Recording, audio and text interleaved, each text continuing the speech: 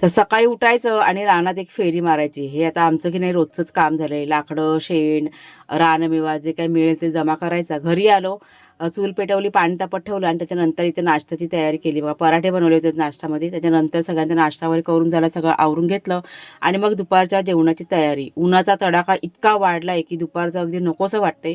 त्याच्यामुळे जो काही जुगाड करते ना ते मी तुम्हाला आज सांगते.